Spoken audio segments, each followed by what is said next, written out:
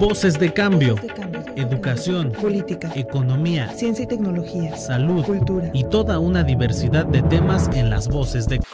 Pues buenos días, nuevamente estamos en el programa Las Voces de Cambio y vamos a tratar un tema escabroso y le vamos a llamar la opacidad, la madre del conflicto en la Universidad Michoacana de San Nicolás de Hidalgo. Y entonces para eso, qué mejor que invitar al profesor Mario Alberto Cortés Rodríguez, que él es profesor de la Facultad de Filosofía, que es creo que la única que haya planteado cosas diferentes antes de casi de cualquier facultad, en forma formal al sindicato, a la autoridad, inclusive al Congreso y al gobernador, y pues queremos hablar de esto, ¿no? de este problema. Ustedes enviaron un documento pues público al sindicato. Así es. Y entonces a lo mejor que hicieras un resumen cortito de ese documento. Sí, pues básicamente es plantear ciertas dudas, ¿no?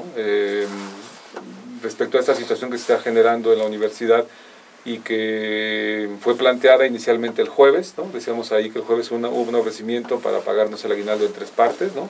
Es un ofrecimiento que provino de parte del gobierno del estado. Al día siguiente, a este ofrecimiento de pagar una parte en enero, otra en febrero, otra en marzo, la respuesta fue negativa, por lo que informaron los medios. Y al día siguiente, ahora no el gobierno del estado, sino la rectoría hace un ofrecimiento nuevo, que es pagar a partir de ese día el parte del aguinaldo y el resto se cubriría el día de mañana. 25. Sin decir qué porcentaje. Bueno, decía una tercera parte, pero eso es no decir nada muy claro. Y que se pagaría el resto el día de mañana, el jueves. Entonces se pedía que se levantara el paro de brazos caídos con este ofrecimiento, ¿no? Pero nos llamó la atención en la Facultad de Filosofía la manera en que esto se dio, ¿no? Por ejemplo, si la autoridad empezó a hacer esos depósitos de esta parte del aguinaldo, porque lo decidió la propia autoridad de manera unilateral, o hubo consulta con el sindicato para acordar este asunto. Al sindicato le hicimos el extrañamiento de que no fue claro respecto a si ellos autorizaron o sea, aceptaron el ofrecimiento, porque el hecho es que se empezó a pagar, no a todos, evidentemente hubo ahí también problema de que depende de la institución bancaria donde tuvieras tu cuenta para que te depositaran el salario. Unos fueron el viernes, otros no sé, hasta el lunes, hasta el día de antier. Así que la pregunta es, y es lo que planteábamos ahí, ¿quién aceptó ese ofrecimiento? Porque el hecho es que no fue consultado cada sección sindical como me parece necesario, incluso haberlo hecho de manera previa, ¿no? Pudiendo establecer pues lo que podía suceder, el ofrecimiento que podía haberse hecho, y haber discutido en las secciones sindicales, ¿no? Cuál sería la postura de cada sección en caso de que un ofrecimiento así se pudiera dar, que era un poco previsible de alguna forma. Entonces es una primera, digamos, irregularidad o cuestión que no quedó explicada de manera clara. Y el otro asunto es de dónde proviene ese recurso, ¿no? No fue claro el oficio del rector o 2 oficios que envió, diciendo si es un dinero que se otorgó a la universidad, ¿no? Como adicional para hacer cubrir estos pagos, o se tomó del recurso o un guardadito del gobierno del estado, lo que no sabemos, ¿no? O bien se tomó recurso del presupuesto de este año, ¿no? El rector en varias ocasiones insistió que eso ni siquiera se podía hacer.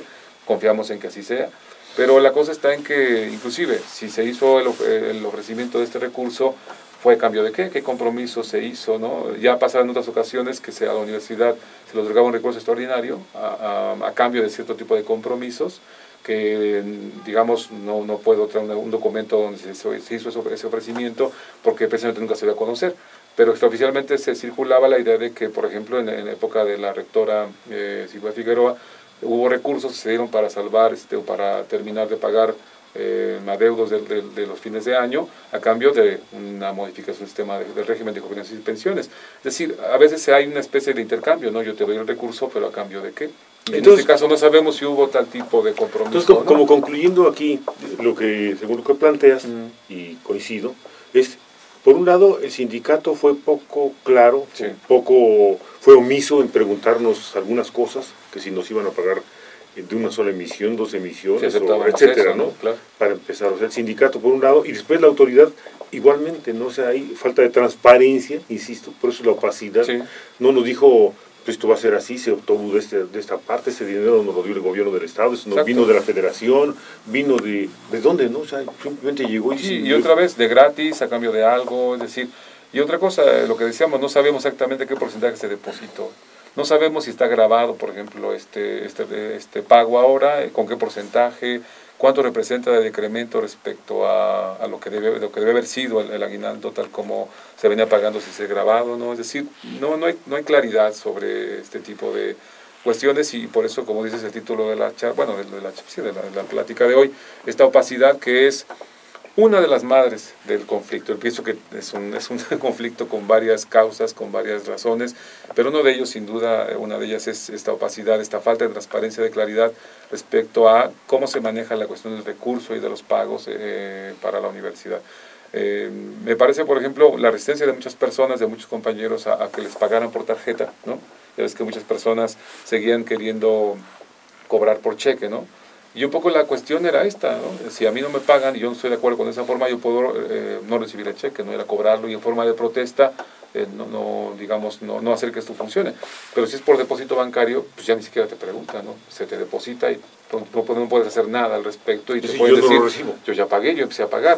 Entonces, por ejemplo, el discurso que se ha repetido por la autoridad y los medios han replicado hasta el cansancio es que ya no están pagando, ¿no?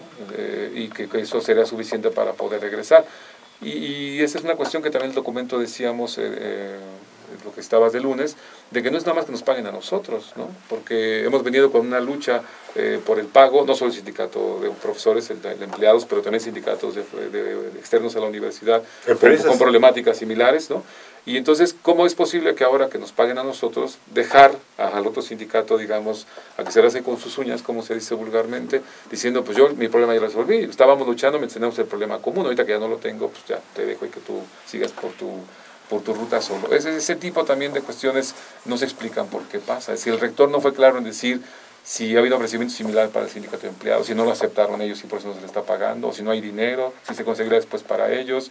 ¿Cómo puedes llamar a la normalidad del trabajo en la universidad si no normalizas el problema que dio origen a este... Mario, con relación a este asunto que me dices del sindicato hermano. El sindicato hermano, o sea, se me hace realmente triste, lamentable, de muchos profesores que hayan dicho, no, regresamos, les hayan pagado no a los otros, a mí ya me pagaron, al sindicato hermano, pues entonces ahí te ves. Sí. ¿No? Yo creo que es una cosa, pues no sé si aética completamente, falta de comprensión o falta de solidaridad, no sé cómo lo podrías mencionar, es una cosa. Y la otra, esto del ISR. Estamos hablando de que ya nos pagaron, pero no podemos decir que está bien pagado o mal pagado. Entonces, para regresar a clases tendríamos que ver si efectivamente se nos pagó en forma adecuada, y como bien lo planteas, ¿no? Y lo plantea el documento que ustedes enviaron, es que nos paguen a todos, sí, a todos los trabajadores de la universidad. Sí, el documento no se incluyeron porque se había publicado en la mañana del lunes los acuerdos de la ascensión sindical cuando nos reunimos para votar sobre esta cuestión de terminar el paro. Y ahí insistimos en esto que dices, de que sea el pago para todos, pero también insistimos en que fuera clara la autoridad de que nos están pagando todo lo que nos deben pagar, ¿no? Y de que si hay un descuento por algún impuesto, que se diga exactamente de qué impuesto, cómo se justifica, qué porcentaje tiene y cómo afectó el salario. Eso debe ser claro también, ¿no? No es de que nada más te depositen, te doy el cheque ya, pues todo, y no debes confiar en ello, ¿no? Ese es un problema. Y otra cosa que también pienso que la facultad propuso algo, la sección sindical pues, de filosofía propuso algo que no he visto en otras instancias también como puntualizar en ello, que es, si regresamos al trabajo, con un calendario escolar que está vigente, pues no regresamos a clase, porque ya estamos en exámenes extraordinarios, ¿no? Alguien diría, bueno, pues que no puede ser porque se perdieron varias semanas, y tienen razón, pero entonces el consejo universitario tiene que reunirse para reprogramar el semestre y decir exactamente a qué vamos a regresar, ¿no? Se dice que perdimos 3 meses ya, ¿no? Pero en realidad no son 3 meses de clase, porque el calendario escolar marca que el semestre terminaba la primera o segunda semana de diciembre. O sea, realmente perdimos las semanas de noviembre y 1 o 2 semanas de diciembre. No, terminaba la tercera, es del 22 al 23. No estoy seguro, a ver que revisar, pero yo pienso que era segunda semana cuando se cumplían las 16 que componen un semestre completo, así que en el peor de los casos se perdieron 6 semanas, ¿no? Entonces habría que ver cómo se recomponen, quizá no las 6, pero 4 o 5 semanas, pero volvemos a lo mismo, ¿no? Si ni siquiera se ha reunido el Consejo Universitario para determinar, en caso de que se levantara el paro, ¿no?, cómo se reconfiguraría estos periodos de clase y de exámenes, pero regresamos también otra vez a ver qué se nos ocurre empezar ¿Qué a hacer, infieres que pasaría en tu sección sindical en el sentido de que nos dicen, bueno, ya les descontamos esto y esto y esto otro, Ajá. o suponiendo que nos dieran, o pondrían ustedes como condición regresar a clases hasta que no nos digan exactamente, pues les descontamos esto, pagamos esto y el dinero vino de tal parte? No, yo creo que ya sería también un exceso que se cumplan, digamos, de alguna forma cuando hay una situación así es una cuestión de negociación, ¿no? Yo pienso que la postura de que yo te pongo mis condiciones hasta que no se cumpla la última, no regreso a trabajar, puede ser problemática, pero sí negociamos, ¿no? Está bien, quizás no me digas ahorita ese asunto, pero dime cuándo me lo dirías, de qué manera, un compromiso sobre esto, ¿no? Entonces, es lo que se podría intentar digamos, como negociar respecto a esta cuestión de levantar el paro. Pero eso debe ser el sindicato, con nosotros, no cada sección sindical. Y el asunto es que el sindicato, el Comité Ejecutivo General, pues no se ha mostrado demasiado, como diríamos, creativo, ¿no?, o propositivo en este problema, y es lo que nos tiene un poquito preocupados, ¿no? Acá podemos pensar y tener propuestas y eso, pero si en el Consejo General se detienen o no pasan, y el Comité Ejecutivo tampoco las hace propias, o ellos proponen algo similar, pues entonces seguirá esta opacidad respecto a quién sabe cómo se podrá levantar el paro. Pero déjame hacer un comentario de lo que tú decías, de esta cuestión de sindicato hermano, ¿no? Somos hermanos un poco con cierto tipo de pragmatismo o conveniencia, ¿no? Claro. Y porque me parece que, bueno, incluso hasta la expresión me choca, no creo que sea la más adecuada. Somos sindicatos que tienen, digamos, intereses. Coincidencias sí, sin duda hay diferencias. Y lo que es verdad es que la problemática de la universidad sí se debe un poco a esta situación de los sindicatos y su, como diríamos, relación que han tenido con autoridades para, en algunas circunstancias, ¿no?, poder digamos, tener ciertos beneficios y ciertas cuestiones, digamos, favorables, a veces pasando por la transparencia misma, ¿no? Es decir, yo creo que el hecho de que seamos hermanos y que incluso, o que así nos llamemos, no implica la carencia de crítica respecto uno al otro, ¿no? Es decir, la misma sesión de filosofía podemos también tener alguna cosa que se nos puede criticar y sin duda así será, pero debemos tener la libertad, la autonomía para hacer observaciones críticas tanto a la autoridad de la rectoría como a los sindicatos, ¿no?, al propio y al otro sindicato. Me parece que es una cuestión que luego en nuestro medio es muy penosa, ¿no? Tomar una crítica, una cuestión práctica o una decisión hacia un asunto que ha sucedido como una crítica personal o una institución, ¿no?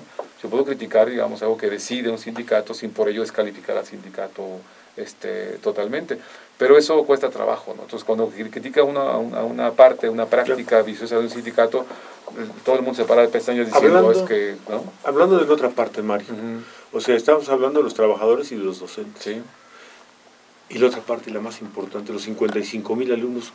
¿Qué opinión tienes, o a qué atribuirías tú el hecho de que los estudiantes en la universidad toda, no en filosofía hubo más acción de los estudiantes, pero el resto de la universidad los estudiantes permanecieron pues así como... Sí.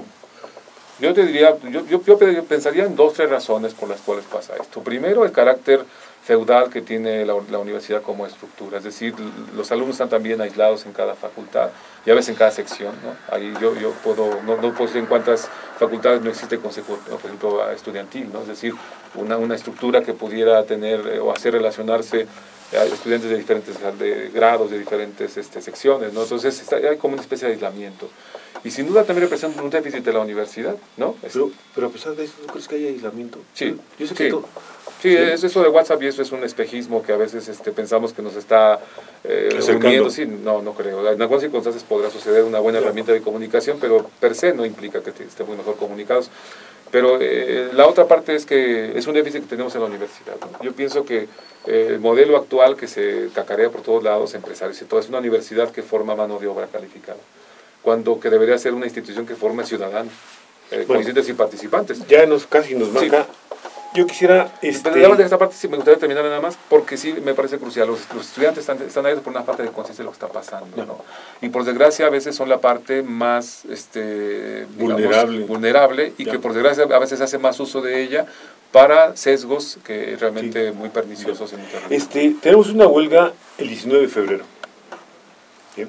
Entonces, yo creo que esa huelga, antes que cualquier cosa, su demanda principal sería que se transparenten los recursos. ¿Cómo se va a manejar la universidad este año que fiscal, ¿no?